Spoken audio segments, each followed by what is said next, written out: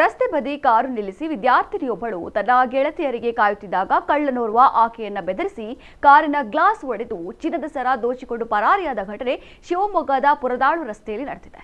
ಪುರದಾಳು ಡ್ಯಾಂಗೆ ತೆರಳುತ್ತಿದ್ದ ವಿದ್ಯಾರ್ಥಿನಿ ಸ್ನೇಹಿತೆಯರಿಗಾಗಿ ರಸ್ತೆ ಬದಿ ಕಾರಿನಲ್ಲಿ ಕಾಯುತ್ತಿದ್ದಾಗ ಏಕಾಏಕಿ ಬಂದ ಅಪರಿಚಿತ ವ್ಯಕ್ತಿ ಕೋಲಿನಿಂದ ಕಾರಿನ ಗ್ಲಾಸ್ ಒಡೆದು ವಿದ್ಯಾರ್ಥಿನಿಗೆ ಬೆದರಿಕೆ ಹಾಕಿದ್ದಾನೆ.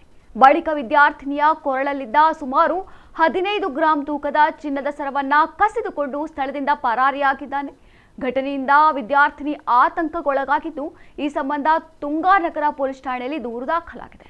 ಪ್ರಕರಣ ದಾಖಲಿಸಿಕೊಂಡಿರುವ ಪೊಲೀಸರು ಆರೋಪಿಯ ಪತ್ತೆಗೆ ತನಿಖೆ ಚುರುಕುಗೊಳಿಸಿದ್ದಾರೆ. ಆರೋಪಿಯ ಗುರುತು ಹಾಗೂ ಕೃತ್ಯಕ್ಕೆ ಬಳಸಿದ ವಾಹನ ಸೇರಿದಂತೆ ಹಲವು ಆಯಾಮಗಳಲ್ಲಿ ಪೊಲೀಸರು ಮಾಹಿತಿ ಕಲೆ ಹಾಕುತ್ತಿದ್ದಾರೆ.